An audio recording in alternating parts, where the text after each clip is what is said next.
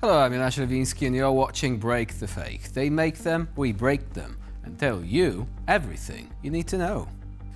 Reuters has reported that tankers from Russia's Shadow Fleet have arrived in China.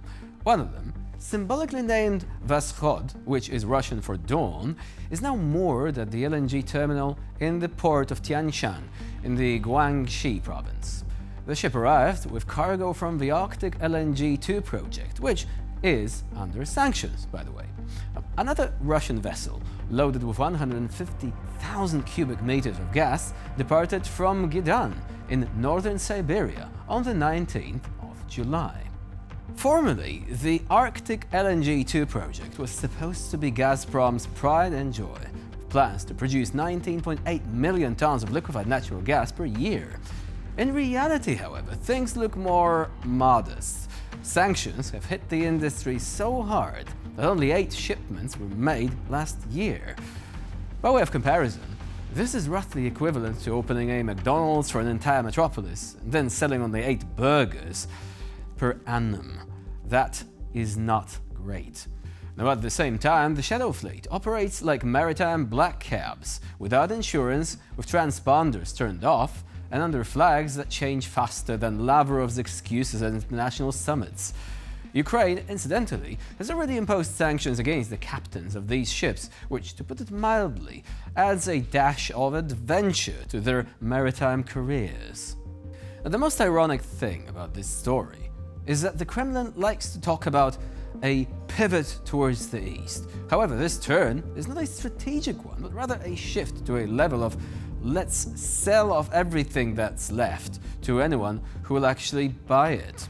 If Russia continues to rely solely on its Shadow Fleet, soon its ships will be found not on nautical charts, but on Craigslist under the heading "Ship for sale, used, sanctioned a couple of times, in need of repairs." Russia has identified a new threat to its statehood. Now, however, it is not NATO, it is not European values, it is not even Bush's chicken legs. By the way, remember how George Bush Sr. used delicious poultry as America's soft power against the USSR? Absolute legend. But back to our story. This time, Russian officials have gone after artificial intelligence. Specifically, these guys stated that neural networks, and I quote, harm and undermine the country's sovereignty, and also that all user queries are allegedly sent all the way to the Pentagon. Wow, at least they didn't say Skynet. Дело в том, что OpenAI, чей продукт ChatGPT наиболее популярный, автоматически инициативно передает все данные запросов на русском языке, в том числе и с полным отпечатком аккаунта. Кто спрашивает, что спрашивает, почему. Без запроса с той стороны, без запроса ФБР, просто автоматически, да, вот так они функционируют. Вот. Ну и, конечно, в этом году ведущие директора по развитию всех компаний, занимающихся развитием отдельных платформ искусственного интеллекта, это и Anthropic, и Google, и масса других, они получили звание. Они получили звание в Пентагоне. Теперь они офицеры Пентагона, американских вооруженных сил по развитию искусственного интеллекта. И это, пожалуй, такой основной тренд, как вот тут было сказано, американского подхода к развитию. Да? То есть они взяли на работу непосредственно коммерческий персонал.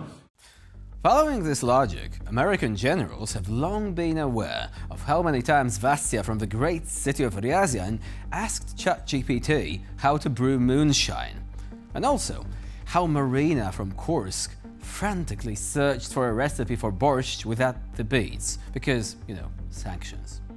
We have ourselves a serious information leak here, comrades. You probably think they might be saying, perhaps you're right. That whole paranoia that has Putin traveling with a personal loo, that's true by the way, we've spoken about this on the previous episode, that is actually a nationwide state of mind. Always has been. Pro-Kremlin political scientist Alexandra Savov went further and called for the government to be given complete control over the use of artificial intelligence. Well, these guys are really getting mad about it, and I can understand why, kind of. You see, the Russian authorities, who have long controlled television, press, and even children's poems, for all we know, now want to censor artificial intelligence as well. Of course, it would have been easier if they had made their own AI, but given that Russia can't even manufacture a decent microprocessor, this might be a bit of a struggle. But didn't I say I kind of understand where they are coming from with all this? Okay, so it's definitely not the fear of future dystopia. Russia's already there, maybe missing the future bit. If you're already living in the Matrix, why bother worrying about robots taking over and building another one? No, this is all about control and about protecting the narrative. Imagine a guy running into a room, trying to spoil season 2 of Wednesday for you when you're not even through episode 1 yet. What would you do, huh? In Russia, it is not about the latest Netflix hits. It's about the fear of someone spoiling reality itself. People are living fictional storylines spun by the Kremlin. Imagine the free press, or AI for that matter, coming along with a spoiler review. That's exactly what Putin and his cronies are afraid of. People suddenly finding out that, spoiler alert, Russia isn't a very nice place at all. In episode 1, Putin told everyone his economy can't be beaten, and Ukraine started the war. But a few chapters down the line, the war still not over, Russia is the aggressor, obviously, and there is waiting lines at the pump, because refineries are ablaze for some strange reason. All this truth is now at your fingertips. Just ask your friendly AI assistant. For the Kremlin, this is the literal dystopia, where machines rise not to conquer, but to liberate people from this little digital gulag they've created. And that is before you even mention Elon Musk's digital waifu avatars. Kremlin spokesman Dmitry Peskov has once again revealed a secret that everyone has known for a long time. All online messaging services are transparent to the special units of the FSB and the rest of Russia's spooks. Now, this means that Russians don't even need to worry about whether their friends will read their messages, because the FSB will surely read them first. Корпоративных темах, государственных темах, секретных вопросах.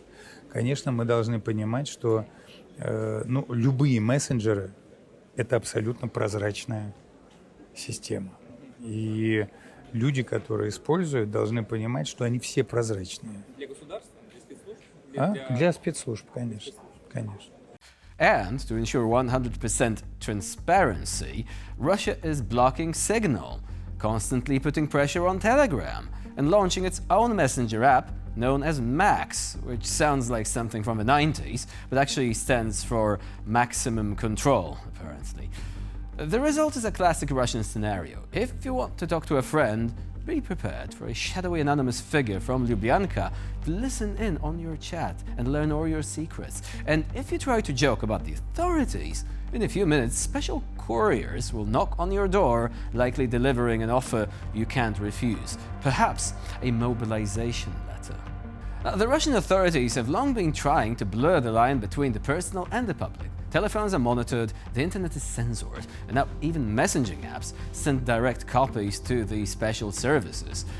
In such an atmosphere, Russians are left with little choice but to resort to the old tried and tested method, meeting in the forest and whispering beneath the rustling pine trees. Although, the current level of transparency, even there, a drone with a microphone is probably already lurking somewhere in the shadows.